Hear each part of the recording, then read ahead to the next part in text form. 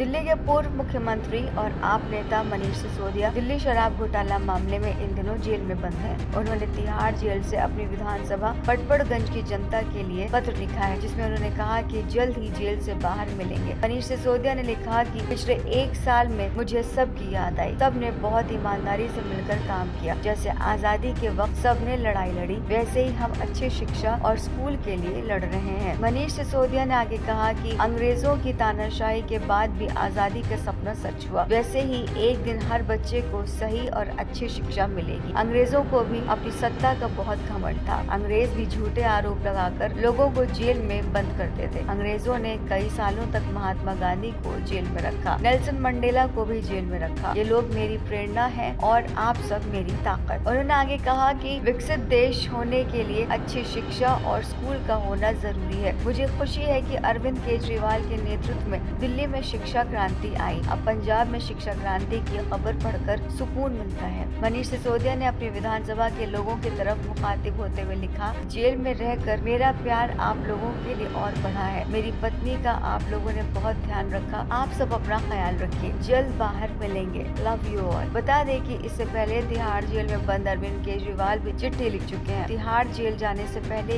ED की custody में थे। इस दौरान उन्होंने अपनी पत्नी के जरिए संदेश भेजा था और जनता को संबोधित करते हुए चिट्ठी भी लिखी थी। मनीष सिसोदिया को दिल्ली उत्पाद शुल्क नीति 2021-22 के बनाने और कार्यान्वयन में कथित भ्रष्टाचार के लिए 26 फरवरी 2023 को केंद्रीय जांच ब्यूरो ने गिरफ्तार किया था। जब इस फैसले को दिल्ली उच्च न्यायालय में चुनौती दी गई तो जज ने पिछले साल जुलाई में उन्हें ये कहते हुए जमानत देने से इनकार कर दिया था कि उनके खिलाफ आरोप बहुत गंभीर प्रकृति के हैं। हालांकि सिसोदिया के वकील ने ये तर्क दिया था कि इस मामले में सिसोदिया को अकेला छोड़ दिया गया है और उन पर साजिश का आरोप लगाया जा रहा है। मनी लॉन्ड्रिंग मामले में सिसोदिया को जमानत देने से इनकार करने वाले ट्रायल कोर्ट के आदेश को हाईकोर्ट ने ट्रायल कोर्ट के फैसले को तर्कसंगत आदेश मानते हुए मनीष सिसोदिया को जमानत देने से इनकार किया। हालांकि सुप्रीम कोर्ट ने भी उन्हें जमानत देने से इनकार कर दिया था, जबकि शीर्ष अदालत ने सीबीआई और ईडी से कहा था कि वो सिसोदिया को अनिश्चित अवधि के लिए जेल में नहीं रख सकते, लेकिन मनीष की जमानत याचिका खारिज कर दी। शीर्ष अदालत ने पिछले साल अक्टूबर में उन्हें राहत देने से इनकार कर दिया था और अपना आदेश सुनाते हुए कहा था कि मामले में 338 करोड़ रुपए का धन का लेन देन अस्थायी रूप से स्थापित किया गया था। हालांकि एससी ने ये भी कहा था कि अगर मुकदमा लापरवाही से या धीमी गति से आगे बढ़ता है तो सिसोदिया को 3 महीने के भीतर फिर से जमानत के लिए आवेदन करने का अधिकार है। सुप्रीम कोर्ट में समीक्षा याचिका लगाई गई, लेकिन ये भी खारिज कर दी गई।